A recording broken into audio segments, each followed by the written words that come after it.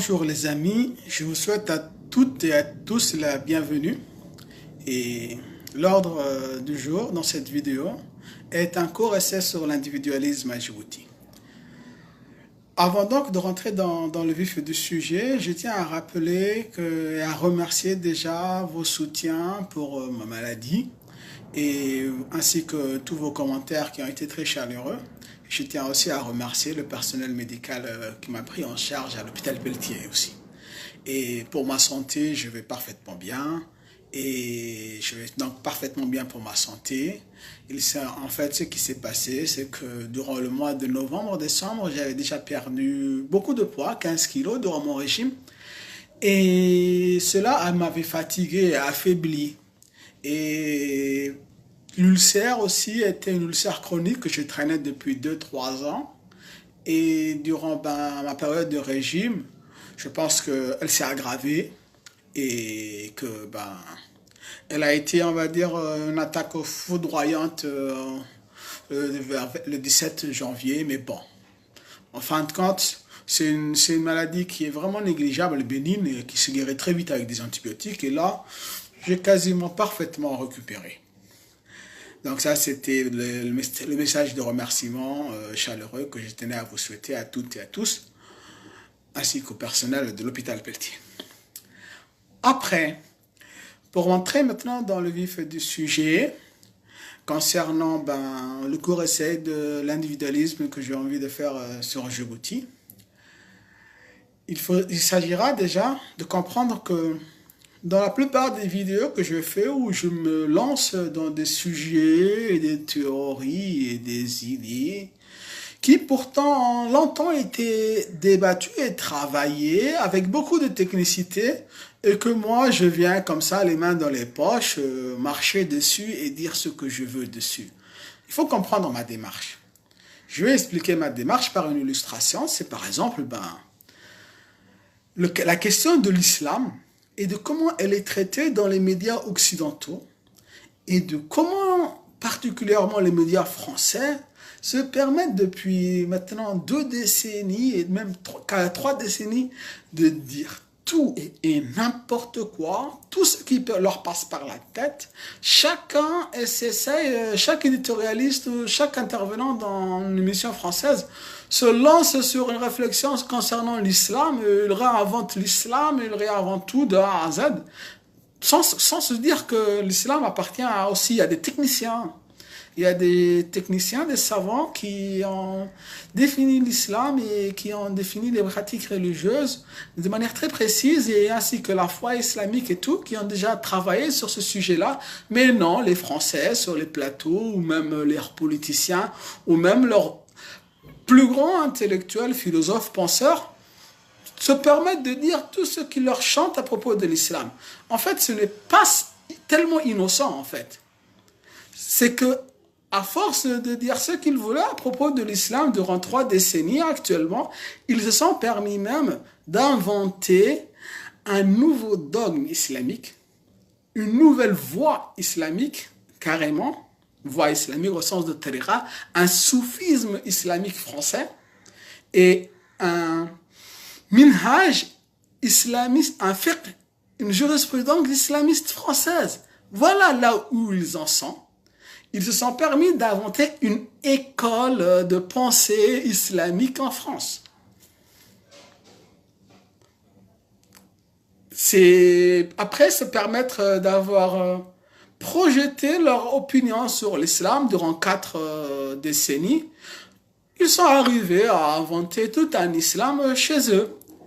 De la même manière, il faut comprendre que à Djibouti, on a urgemment besoin de réussir à incorporer des pensées économiques ou philosophiques ou juridiques, et que pour cela, il nous faudra non pas simplement reprendre l'existant, mais de redémarrer carrément à zéro un chantier pour garder une identité africaine, djiboutienne sur les sujets tels que la liberté, la justice, la fraternité, etc., etc., etc.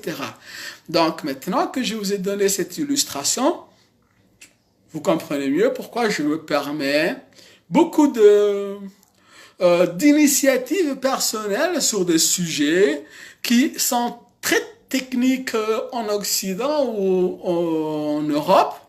Mais bon, ça, c'est leur école. C'est pareil même à l'intérieur, même en Europe, de l'Europe, il y a plusieurs écoles de pensée qui se chamaillent pour le socialisme. Il y a plusieurs écoles de pensée qui se disputent pour le libéralisme. Et chaque école de pensée refait le libéralisme à sa manière. Chaque école de pensée refait le socialisme à sa manière. Chaque école de pensée refait la justice à sa manière. Et ces manières-là, en général, elles sont très, très localisées géographiquement à un pays ou une région. Et en comprenant que ce n'est pas tout à fait innocent, ces débats-là, ce n'est pas des débats dogmatiques, mais c'est des débats, on va dire, de société qui correspondent à une réalité, on va dire, de leur terrain à eux. Et comme notre terrain djiboutien, comme de l'Afrique africain est différent, il faudra avoir l'audace et le courage de participer à ces débats-là, ces débats d'idées, de réinventer la philosophie, complètement de réinventer la roue. Oui. Vous pensez que c'est une bêtise de réinventer la roue dans les idées? Absolument pas. C'est dans les technologies qu'on peut acheter une roue. Donc on n'a pas besoin de la réinventer. Les roues de voiture, on peut les acheter, donc on n'a pas besoin de les réinventer. Par contre, lorsqu'il s'agit de pensées qui vont correspondre à des régions et qui vont organiser des individus, qui vont engager des individus et des sociétés, alors là, il faut se permettre cette démarche et cette initiative de réinventer cette pensée. Les Français ne se sont pas gênés pour réinventer l'islam, hein? L'islam de France. Je vais vous épargner les détails et les exemples de l'islam de France, mais c'est leur société. Donc, maintenant, à propos de l'essai sur lequel je vais me lancer sur l'individualisme, je ne veux pas m'intéresser à ce qui a été dit en Europe ou aux États-Unis, etc. Je vais donc y aller librement. Mais totalement librement, avec une grille de lecture quasiment personnelle, sans avoir été interféré par d'autres livres, etc. Alors, comment donc je m'y prends? Je vais donc vous exposer aussi, en même temps que dans ce cours essai, ma grille de réflexion. Donc, dans ma grille de réflexion, je distingue, comme tout le monde, et comme d'habitude, l'individu et la société. Puis, je vais aussi ajouter deux autres sujets de réflexion, qui est la réussite et l'échec. Ainsi, on aura par exemple, face à une réussite, un individu qui va se féliciter lui-même ou qui va féliciter la société. Ou on aura face à un échec un individu qui va se remettre en cause lui-même ou qui va remettre en cause la société. Ça fait 4 cas. Donc là, je suis parti du point de vue de l'individu et ça m'a donné 4 cas. Donc, le cas qui m'intéresse le plus, c'est celui qui se félicite lui-même devant l'échec, devant le succès et qui se remet en cause aussi lui-même devant l'échec. Celui-là, pour moi, c'est l'individualiste. C'est un leader né aussi. C'est quelqu'un qui est, comme on rencontre très souvent dans les témoignages sur Internet de gens qui ont réussi, que ce soit Mandela ou que ce soit les financiers ou d'Alibaba ou plein d'autres financiers américains qui racontent leur échec tout en sachant se remettre en cause et qui racontent ensuite leur réussite tout en sachant se féliciter soi-même. Donc pour moi, celui-là, c'est l'individu, c'est l'individualiste pour moi qui est une valeur intéressante et qui peut, dans le sens où, par exemple, quand il est en société, le fait de se remettre en cause lui permet une meilleure intégration dans la société et lui permet d'être un leader et de fédérer les autres. Du coup, ben, c'est quand même une réussite, on va dire, très intéressante. Puis maintenant, je vais passer un peu plus rapidement sur les 3 autres cas. Le deuxième cas, c'est celui qui sait se féliciter lui-même durant le succès et qui remet en cause la société pour ses échecs.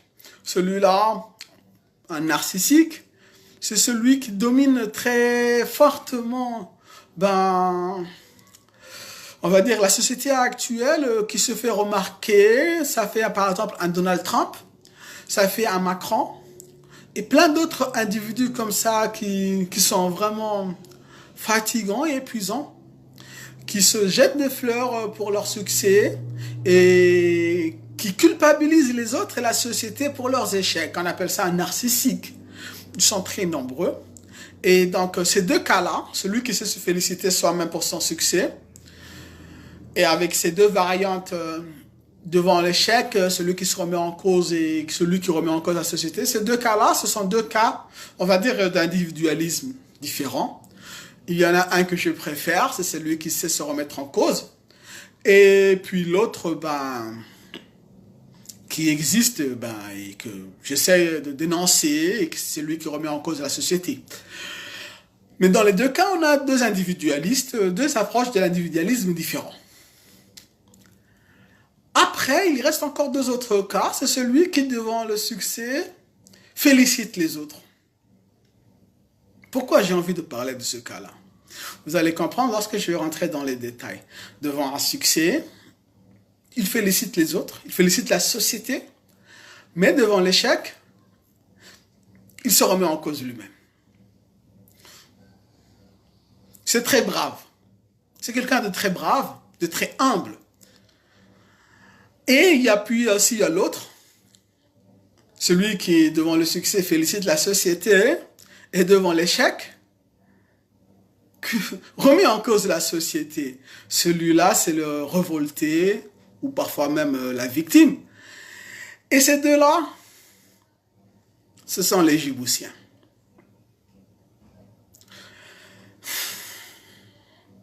Ces 2-là, ce sont des, on va dire, des étatistes, qu'ils soient nationalistes ou socialistes, c'est même pas ça qui m'intéresse. Mais ce sont des gens pour qui la société est au-dessus de eux et qui félicitent tout le temps la société pour tous les succès de leur quotidien. C'est Djibouti, ça, c'est le Djiboutien. Le Djiboutien, il a une humilité qui est un peu épuisante, fatigante, presque religieuse, parfois même mystique et spirituelle, qui commence à devenir très présente. Toujours remettre en cause les Djiboutiens et toujours féliciter la société. C'est très brave comme démarche, mais c'est épuisant.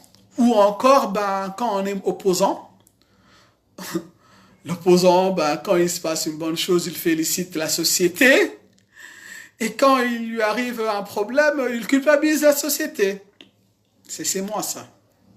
C'est un peu moi. C'est un peu moi, par exemple, au début de vidéo, je félicitais l'hôpital Pelletier. Je félicitais l'hôpital Pelletier et le soutien des internautes et des réseaux sociaux djiboutiens. Et puis, ben, vous savez aussi à quel point je culpabilise aussi la société djiboutienne pour d'autres sujets. Sans que ce sera tout pour ce petit essai que j'ai survolé.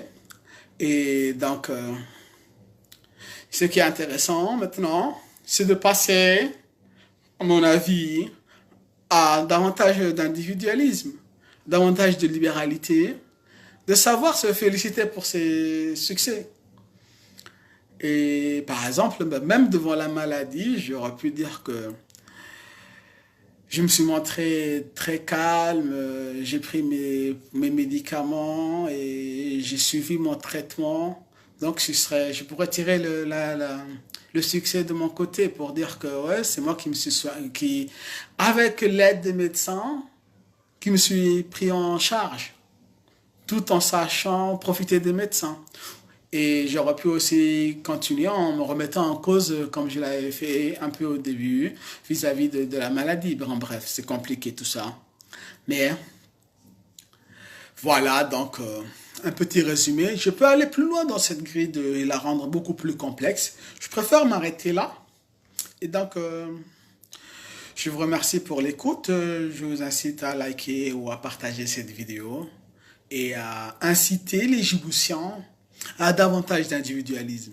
Peu importe le narcissisme, je préfère un individualiste narcissique à une victime de l'opposition djiboutienne. À un étatiste, un présidentialiste victimaire de l'opposition. L'opposition, elle félicite le peuple djiboutien et elle se culpabilise, et elle culpabilise aussi le peuple djiboutien ou l'État djiboutien. Toujours en train de culpabiliser, ou toujours tourner à 100% vers les autres, aussi bien pour le succès que pour l'échec. Ça, c'est l'opposition djiboutienne. C'est une victimisation. En fait, les victimes, leur bon côté, elles sont fortes pour soulever les problèmes. Mais au-delà de soulever le problème, apporter des solutions leur est beaucoup plus compliqué. Et donc, le fait de féliciter la société fait qu'ils attendent de la société djiboutienne et du peuple djiboutien un soulèvement et des choses de ce type-là pour que ce soit le peuple djiboutien qui fait la transformation. Et qui soit le félicité de la démarche. C'est très compliqué. C'est très compliqué. Plutôt, il faut des leaders. Un leader, c'est celui qui sait reconnaître qu'il a été le héros de sa propre histoire, sa propre légende. Il a été l'acteur de la transformation, qu'il est l'initiateur qui s'est investi et qui a su entraîner les autres aussi. Mais bon, l'opposition djiboutienne, un peu aussi des fois de mon côté, on est tout le temps à féliciter les autres ou à critiquer les autres. C'est un peu trop fatigant. Déjà, il y a les braves gens de l'UMP.